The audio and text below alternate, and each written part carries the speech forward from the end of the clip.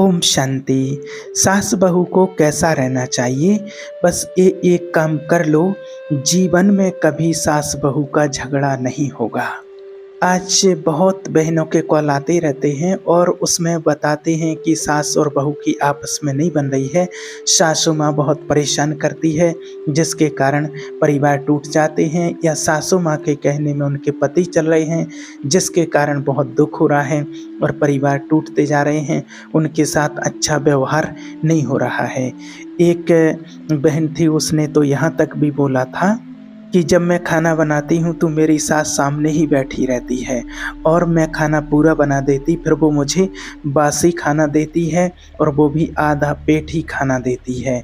ऐसा बोला था उन्होंने। तो ऐसे एक नहीं, बहुत सारे ऐसे, आप सब तो अनुभवी हैं, परिवार में रह रहे हैं और लोगों को देखा है कि परिवार बहुत ज़्यादा टूटते जा रहे हैं कि सास बहू की नहीं बन रही है। तो इसका क्या कारण है, और आज आप जो आपको बताते, बस आप ये एक बात समझ लो, इसको कर लिया तो जीवन भर आपका कभी आपस में सास बहू का झगड़ा नहीं होगा। देखिए क्या होता है, जब कोई सांसारिक लड़की विदा होती है, कोई भी विदा होकर के जाती है, वो लड़की बहुत रोती है, चीखती है, भाई से लिपट करके रोती है, पिता से, माँ से चीख चीख करके रोती है। और ये विदाई होती ही बड़ी दर्दनाक है।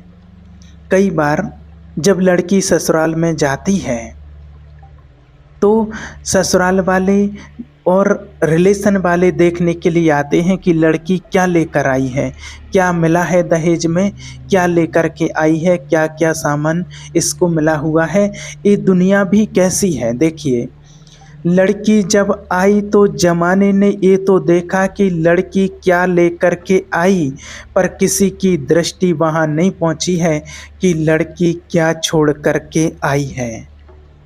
लड़की का त्याग कोई नहीं देखता है।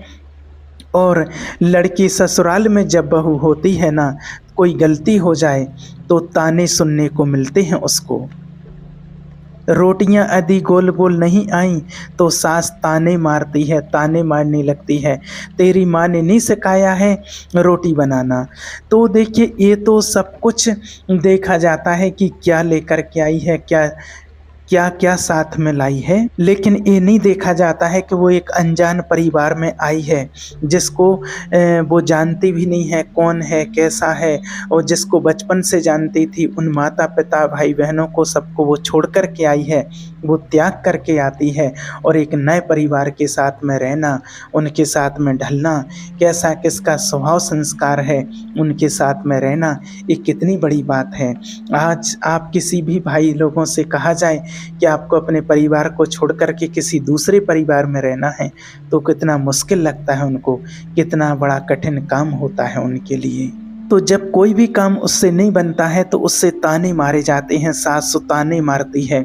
सब्जी में जरा सा नमक ज़्यादा हो जाए तो ताने सुनने को मिलते हैं। अच्छा, आपसे एक बात पूछते हैं कि यदि आपकी बेटी से अगर गोल गोल रोटी ना बने तो क्या आप उसे ताने मारते हैं? नहीं, बल्कि हाथ पकड़कर उसको सिखाते हैं कि ऐसे नहीं, ऐसे बनाओ। आपकी बेटी से गलती होती है तो आप उसे ताने नहीं मारती, आप उसे सिखाते हैं। यदि हर सास अपनी बहू की गलती पर ताने ना मार करके उसे सिखाने लग जाए तो हर बहू बेटी हो जाए और हर सास माँ हो जाए और ये झगड़ा सदा सदा के लिए समाप्त हो जाए।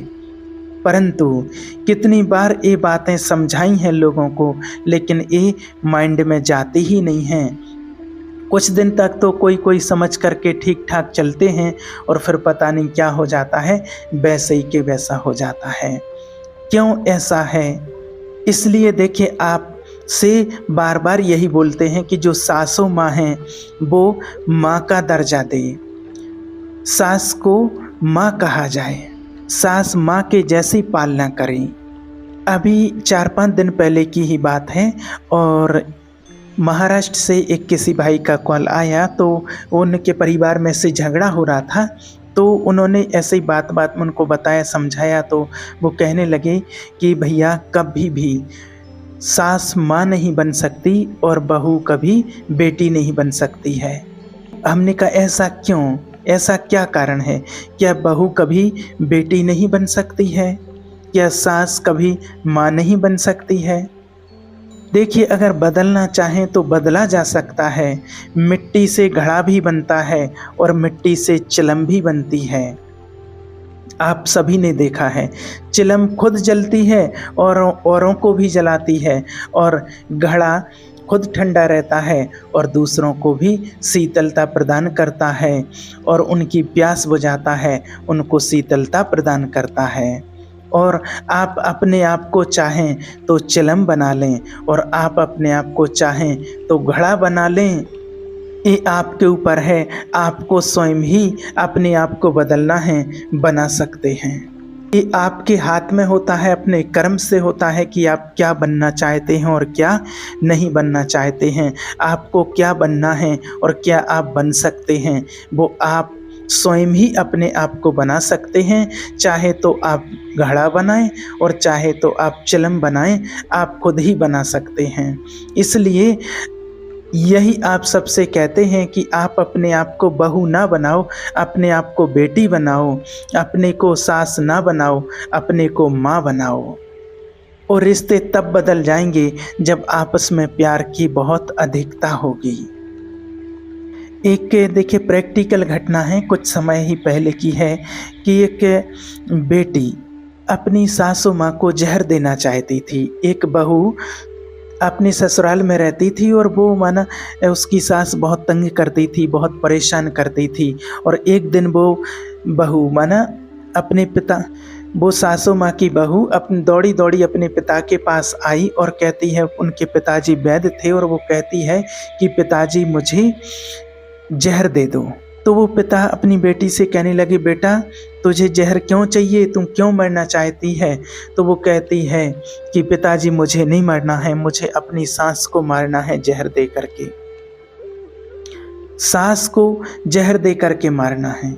पिता ने कहा कि बेटी ये तो बड़ा पाप कर रही हो, सास को क्यों मार रही हो? जहर दे करके मार डालेगी तो तू जेल चली जाएगी, जीवन भर जेल में पड़ी रहेगी, चक्की पीसना पड़ेगा, सड़ जाएगी।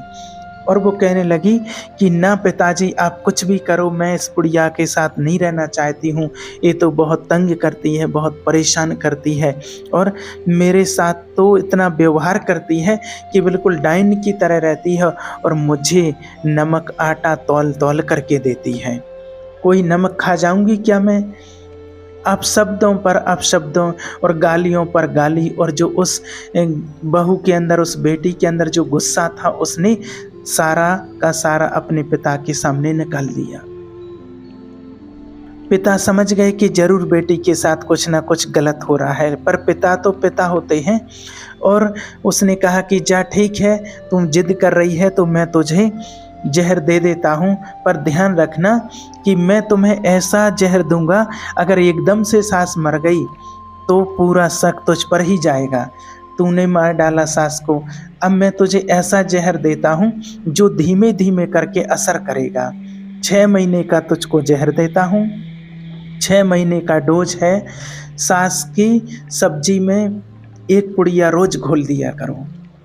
और 6 महीने की पुड़िया बना करके पिताजी ने दे दी और कहा कि ये 1 पुड़िया रोज सास की सब्जी में घोल देना है और सास को देना है, और 6 महीने में धीमे धीमे करके सास की मृत्यु हो जाएगी और किसी को शक नहीं होगा। दूसरी चीज़ पिता ने परहेज बताए, ये भी बोला कि इसके साथ साथ तुम्हें सास की बहुत सेवा करनी है, क्योंकि नहीं तो सास मर जाएगी तो लोगों को शक हो जाएगा। लेकिन तुम बहुत उसकी सेवा करो, उसका ध्यान रखो, जो भी बात बोले उसका काम करो, जिससे कि किसी को कोई शक ना जाए तुम्हारे ऊपर। जब तक तुम्हारी सास मर नहीं जाती तब तक तुम्हें उसकी सेवा करना, उसके पांव दबाना, ताकि लोगों को विश्वास हो जाए कि तू जहर दे करके नहीं मार सकती अपनी सास को। लोगों का विश्वास तो तुझे जीतना ही पड़ेगा। बेटी बोली, ठीक है पिताजी, अगर 6 महीने में मरती है तो मैं कर लूँगी।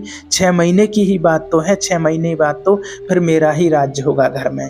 अब पुड़िया लेकर के बहू आई घर में और अपनी सास को एक पुड़िया देने लगी और एक पुड़िया रोज़ उसकी सब्जी में मिला कर के दे देती है और पर रोज़ उसके सोते टाइम पाँव दबाती है और सास जो कहती है बिना कहे चुपचाप कर लेती है, सहती लेती है कि उसको यही लगता है कि 6 महीने तो करना है, 6 महीने बाद तो ये मर ही जाएगी, 6 महीने बाद तो मेरा ही राज्य है। अब बिल्कुल चुपचाप सहती रहे, अगर सास गाली भी दे तो भी सुन ले, उसके पाँव दबाए, उसके कपड़े धोए, उसकी सेवा करे, पूरा काम करे। अब जब वो करीब करीब 1 महीने गुजर गया ऐसी सेवा करते करते सास की, और सास कहने लगी, अरे मेरी बहू कितनी बढ़िया हो गई, कितनी सेवा करती है मेरी, कितना ध्यान रखती है, पूरे घर का काम करती है।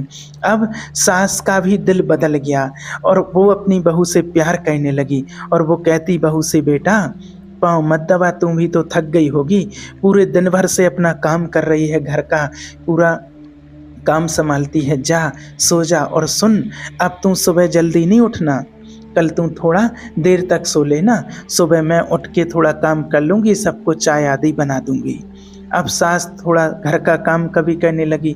अब धीरे धीरे करके कभी सास भोजन बनाने लगती, कभी बहू भोजन बनाने लगती, कभी बहू बर्तन मांज देती तो बहू बर्तन की धुलाई कर देती, मतलब मिल बाँट करके आपस में काम होने लगा। अब बहू को लगने लगा कि मेरी सास तो बहुत अच्छी हो गई है, मेरी सास तो बहुत प्यार करती है, और वो बहू का ध्यान रखने लगी।